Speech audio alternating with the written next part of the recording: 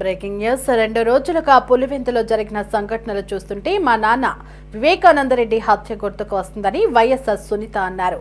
కడప జిల్లా ఎస్పీని ఆమె కలిశారు. గొడ్డలిపోటుతో వివేక పడి ఉంటే గుండెపోటని చెప్పారని, పోలీసులను బెదిరించి క్రైమ్ సీన్ ను తుడిచేశారని సునీత తెలిపారు. వివేక హత్య తర్వాత లెటర్ తీసుకువచ్చి ఆదినారాయణ రెడ్డి, సతీష్ రెడ్డి, బీటెక్ రవి హత్య చేశారని సంతకం పెట్టామన్నారని, కానీ తాను సంతకం పెట్టలేదని సునీత చెప్పారు.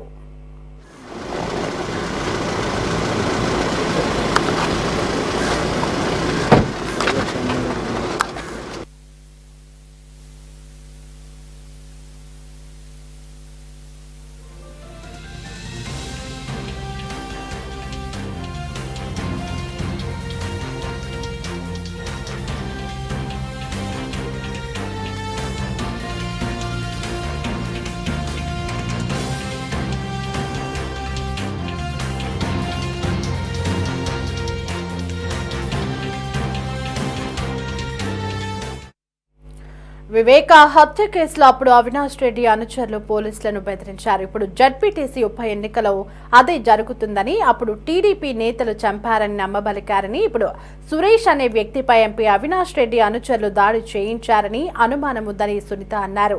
6 ఏళ్లుగా వివేక హత్య కేసుపై పోరాడుతూనే ఉన్నా ఇంతవరకు దోషులకు శిక్ష పడలేదని ఆమె మండిపడ్డారు. వివేక హత్య సునీత, రాజశేఖర్ రెడ్డి చేయించారని అబద్ధపు ప్రచారం చేస్తున్నారని, తప్పు చేసిన వారికి శిక్ష పడాలని కోరారు. రేపు వివేకానందరెడ్డి పుట్టినరోజు కూడా పులివెందుల రావొద్దని తన తల్లి చెప్తుందని, న్యాయం కోసం పోరాడటానికి సెక్యూరిటీ పెట్టుకుని తిరగాల్సిన పరిస్థితి ఉందని సునీత ఆవేదన వ్యక్తం చేశారు.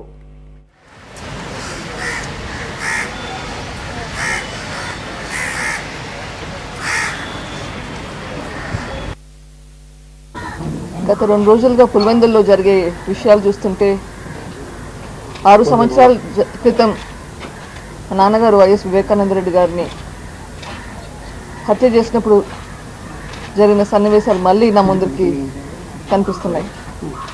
చాలా సిమిలారిటీస్ అప్పటికి ఇప్పటికీ. ఆ రోజు మార్చి 15, 2019 ఆ రోజు హత్య జరిగిన ప్రదేశంలో అక్కడ గొడ్డలిపోటుతో నరకబడి అక్కడ బాడీ పడి ఉంటే అది ఫస్ట్ హార్ట్ అటాక్ అని చెప్పారు.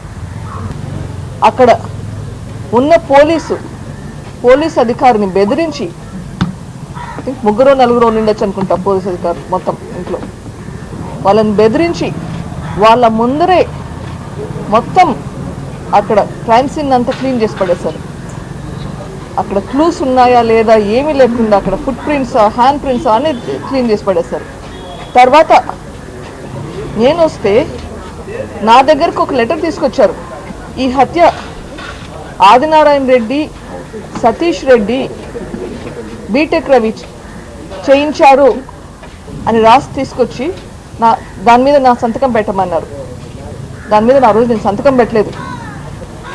ఈరోజు నిన్న వీడియోలో అదే సతీష్ రెడ్డి గారు, అవినాష్ రెడ్డి గారు చూశాను. ఆ రోజు అవినాష్ రెడ్డి గారు వాళ్ళ అనుచరులు కలిసి ఎట్లా అప్పుడు పోలీసులు దబాయిచ్చారో మళ్ళీ ఇప్పుడు అదే కనిపిస్తుంది. అదే కదా. ఆ తర్వాత మళ్ళీ మరుసటి రోజు నారాసుర రక్త చరిత్ర అని పెట్టారు. అది నన్ను నమ్మించారు. ఆ రోజు సాయంత్రం నా పక్కన ఉండి ఇట్లే ఒక మీడియాను అడ్రస్ చేస్తూ ఇది టీడీపీ వాళ్ళే చేయించారు అని చెప్పారు. అది నేను నమ్మాను. ఈరోజు మళ్ళీ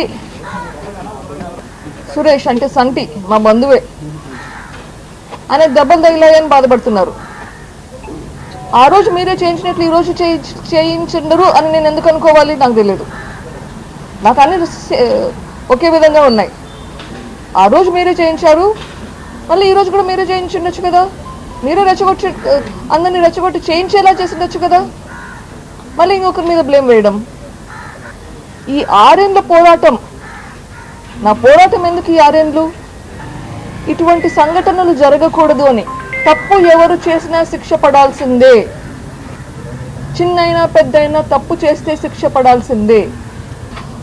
ఆ రోజు చేసిన దానికి ఇంతవరకు ఎవరికి శిక్ష పడలేదు. అట్లా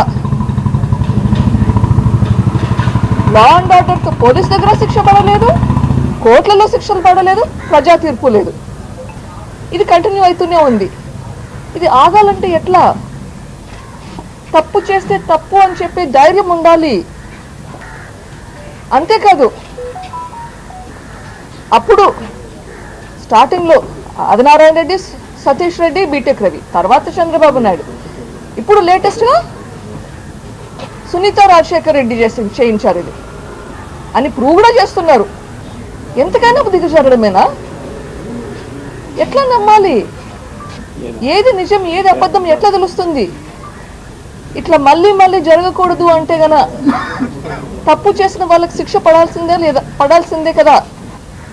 నాన్న నాకు మళ్ళీ రాడు. ఇట్లా మళ్ళీ ఇంకొకరికి జరగకుండా ఉండాలంటే తప్పు చేసిన వాళ్ళకి శిక్ష పడాలి.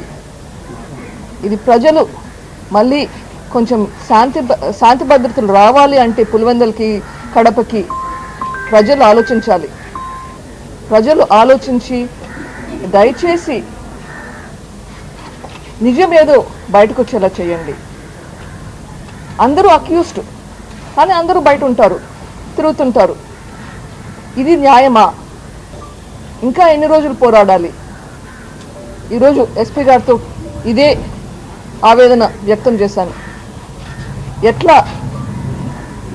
ఎట్లా మనకి మన కడపకి, పులివెందులకి ప్రశాంతంగా బ్రతకాలంటే ఎట్లా? రేపు